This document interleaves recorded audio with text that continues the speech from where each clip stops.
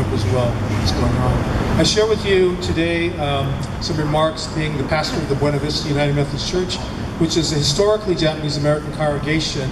I had the privilege of coming there as the pastor in 1988 during the summer in which the Civil Liberties Act was passed. Jeff alluded to that. The Civil Liberties Act of 1988 apologized to Japanese Americans for the wartime grievances, and it's important for us to remember that the Civil Liberties Act named three factors in terms of what had taken place. One was wartime hysteria, the other was pre-existing racism, and the third was lack of political leadership.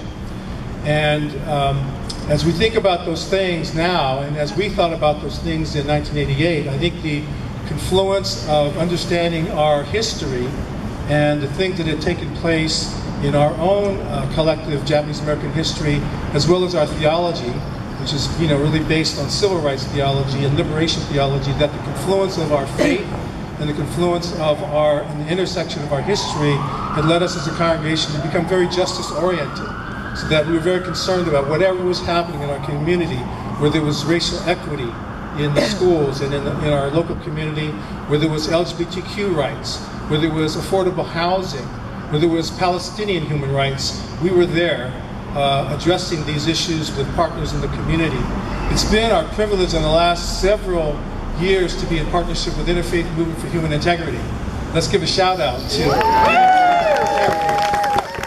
we are a proud partner in the work they are organizing statewide for immigrant rights.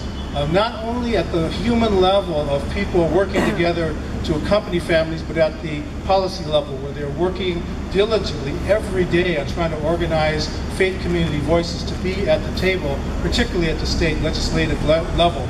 We've had the privilege of being one of the partner organizations. How many are Interfaith Movement partners here?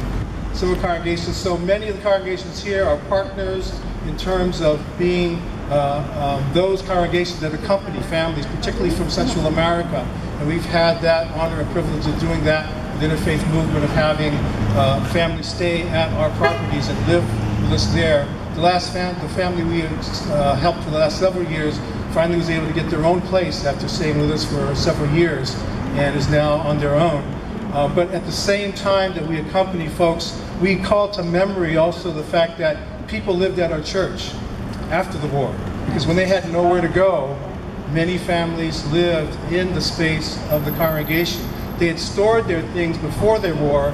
Many people came back to get things, finding that they were lost, but others had come back and had nowhere else to go, so they lived at the church.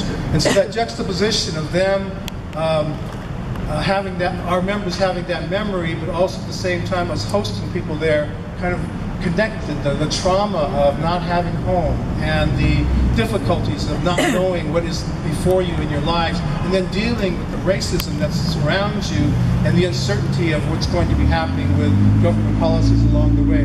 That's where the convergence of the past and the present has come together in ministry in which we're serving immigrant populations.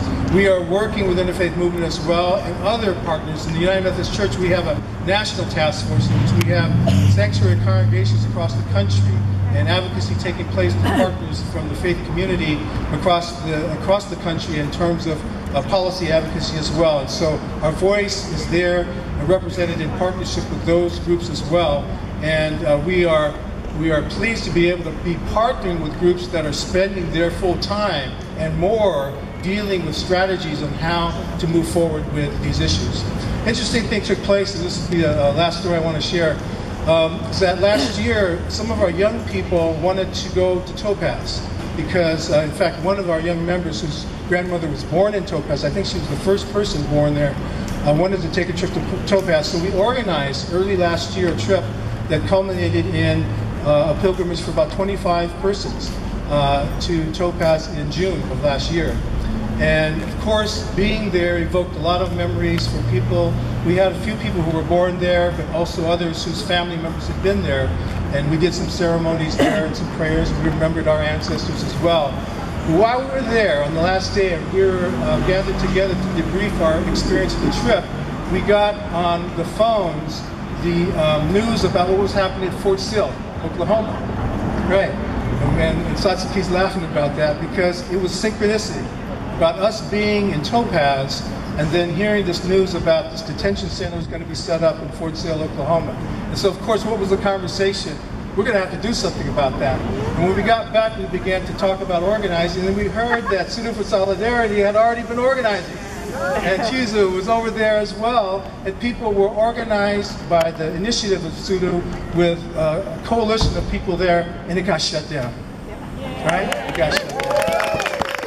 So something is happening spiritually, we're feeling in our community, where Japanese Americans of new generations are coming to a new consciousness of the past that they maybe had not known so much about, but that Japanese Americans are coming together across the country, remembering the past and saying, what?